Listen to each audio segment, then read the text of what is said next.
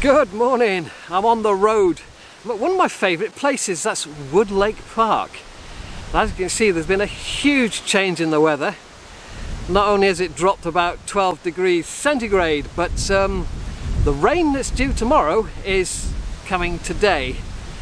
And I'm going to blame Neville because he's playing with his mates in the group behind me. So Neville, thanks for the rain, mate. This is all I need. First hole. Let's see if I can talk you round the golf course. So the first hole is slightly uphill and a slight dogleg to the left. And I tried a 3-wood and I think it proved to be one too many. Doing this with an audience. Because I finished in the right rough. The green is ever so slightly unsighted. And you do have to hit it at this time of year when the surrounds are firm. If you hit the green, you're just fine. I missed it on the right, and of course it's took a hard bounce and gone through the back. The greens are exceptionally good and well watered, and they take a ball, but you've got to hit them in the first place. Now the second's a little bit awkward.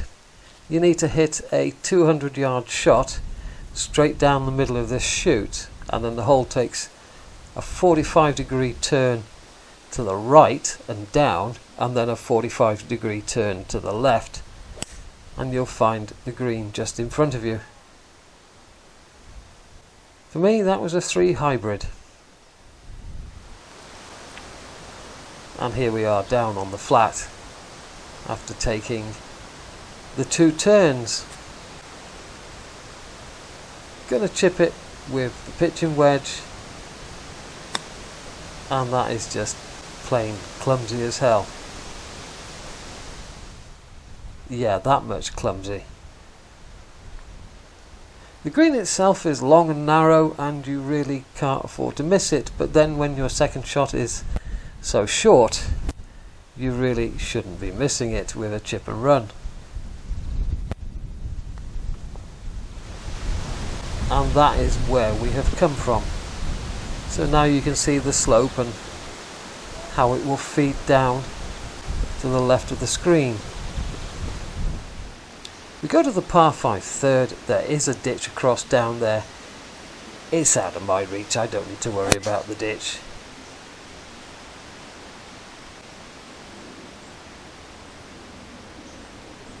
What is a worry though is the second shot, because you're on a bit of a downslope and the ball's below your feet, so you're going to have to put loft in your hand to get any height out of the shot, and there's a pair of fairway bunkers left and right that you've got to thread it through. It's a tricky shot, especially if you are determined to use your 3-wood for your second. It's just not going to work. And that leaves you uphill to obviously a green where you can't see the bottom of the flag. It's a good hole, this one. A really good hole. Ooh, could be close.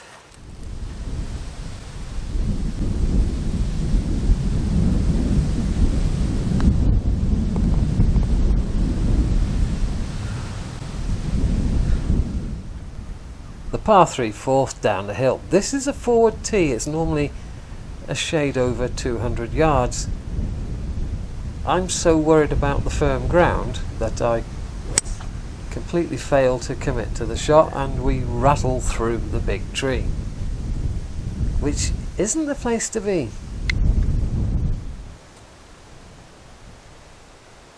I'm out in the open, but essentially I don't have a great deal of chance for the par. I need a good deal of luck.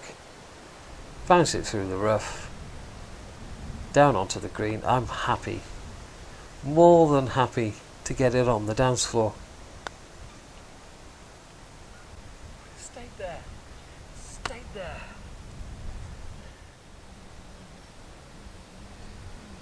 Yet another good hole.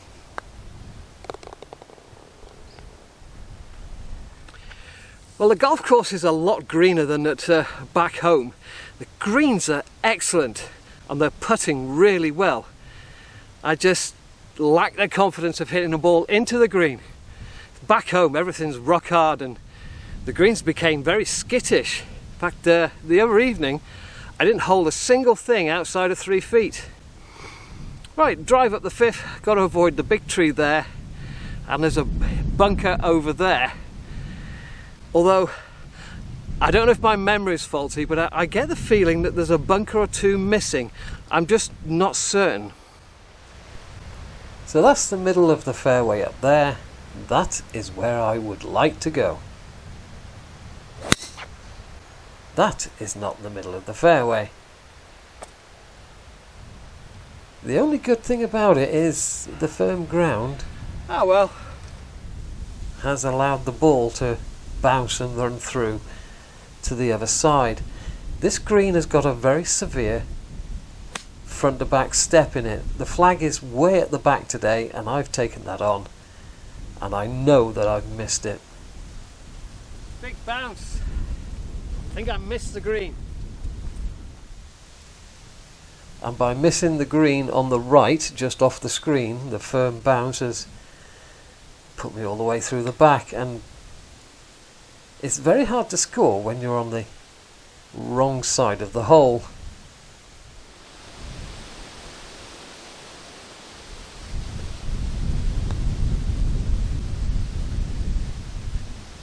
Yeah, very hard to score.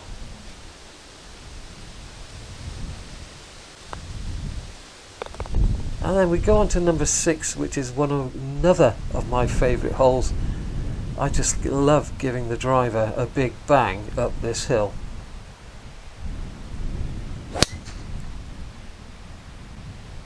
It's very nice to be away from the restrictive fairways of Lillybrook, to be able to open the shoulders.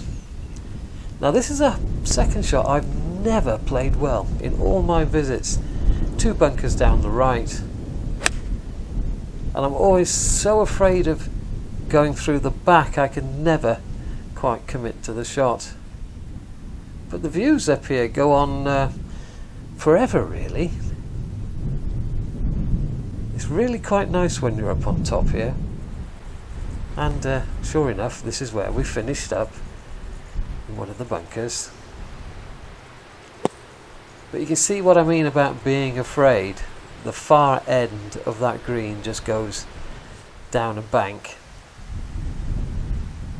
I really need to come back here next year and commit to that second shot properly. But you know, we'll take a bogey on a low stroke index hole. But I wish I'd given myself a chance for a par.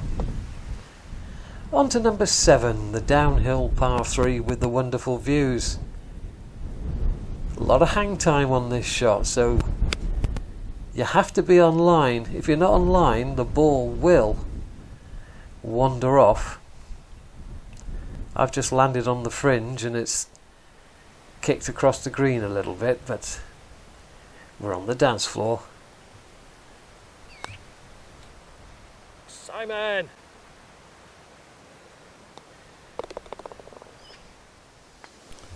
Short par 5, but it is uphill. It plays a lot longer than its length, as you can imagine. I said to Neville, you need to drive in the rough here, otherwise the ball rolls back down the hill to your feet. And I did in fact drive in the rough. Now there's a big bunker that covers the whole width of the fairway. To go for the green, if that is your choice, you have to go left and then use the ground to bounce the ball back onto the green.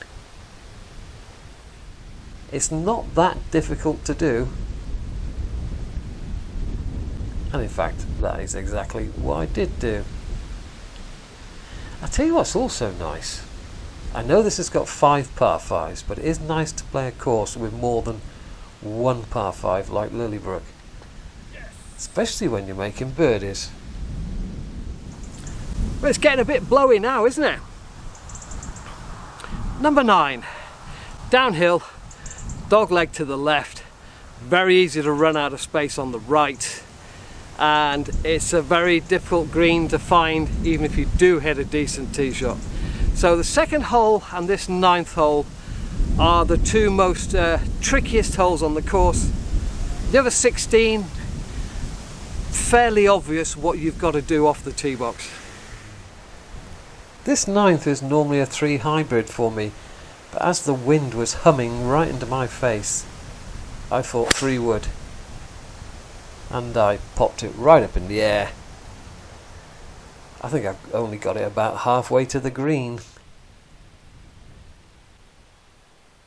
And this is just an impossible shot in these conditions. So it's over the corner with a fade, hopefully land on the green, and it will stop. And I haven't landed on the green, so it's shot all the way through. This is a tough hole. I think it might even be, I think it's tougher than its stroke index. So I can't remember ever having a par here in all the years that I've been coming.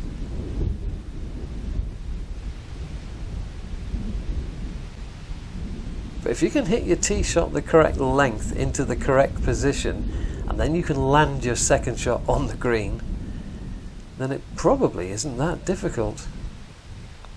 Nice putt, Simon. Number 10, a short par 3. The only danger here is being short right and then landing on a downslope. You have to carry this on. You have to hit this one fair and square onto the green, and of course it will stop.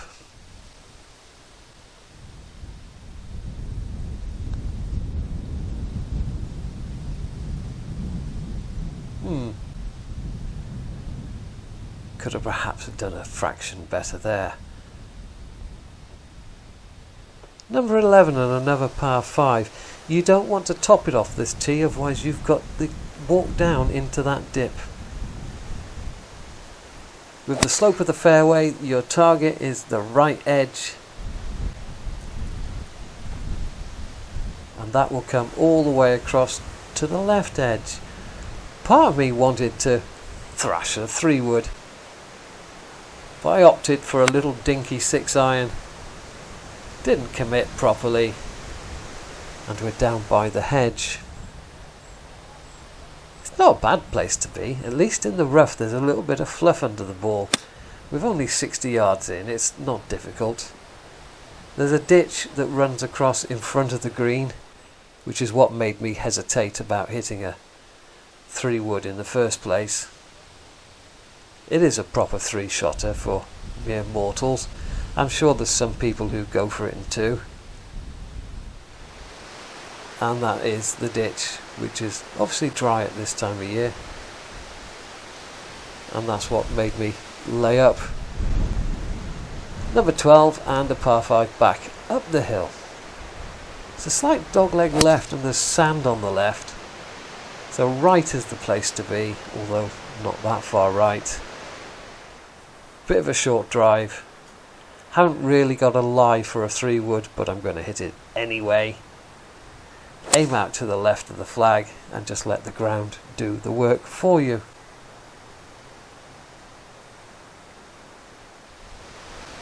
Came up a fair bit short from being in the rough. This is just a chip and run with a pitching wedge.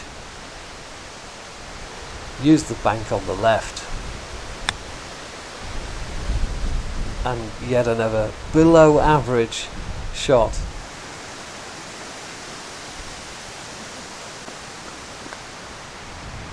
And just don't ask what happened there. It just went off in my hand.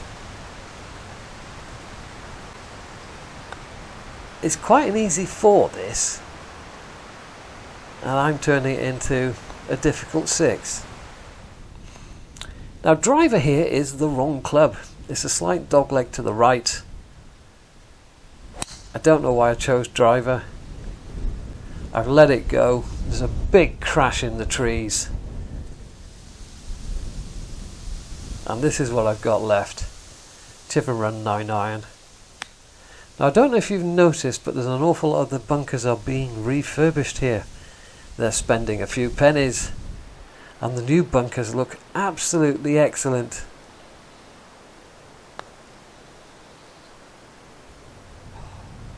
Do you know what? I don't think I can buy a putt today.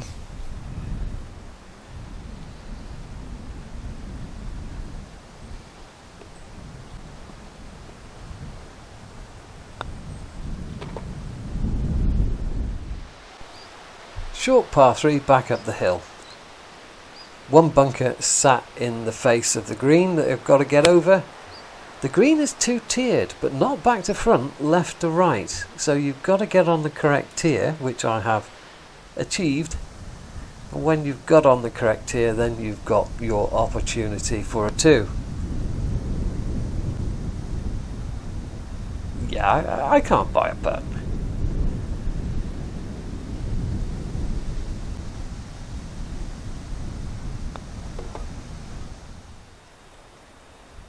And we're on the 15th now, and I have got the wrong club again. In these conditions, driver is the wrong club. Didn't get as much fade on that as I wanted, so we're down in the left rough. And then we're playing up to a green that is very similar in character to the 9th green. And in fact, they are back to back.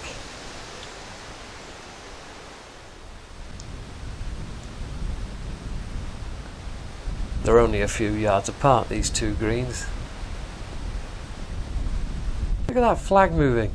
No wonder I'm struggling a little bit, but I think my biggest struggle today is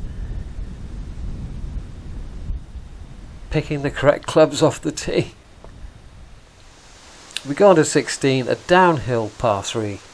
There is a water feature across in front, and there is the big pond or small lake to the left of the green, and I've hit it up the bank because I'm having one of those days.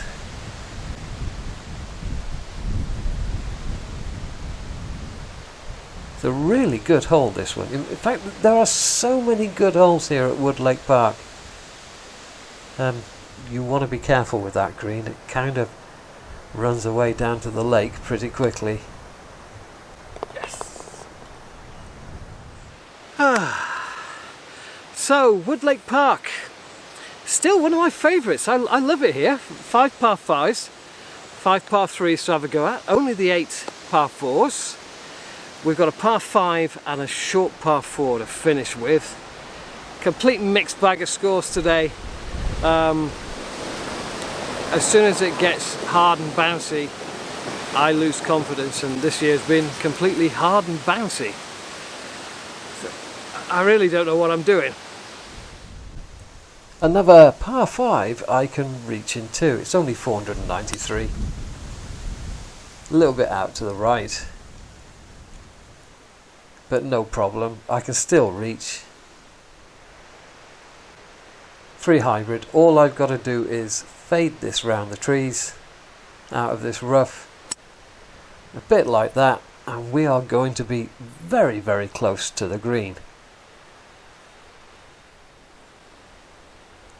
One thing here is you do not have to worry about the bunkers. There's plenty of sand in them. It's so easy to play a controlled splash shot out of these. No excuses for not getting inside 15 feet, really. Awful putt.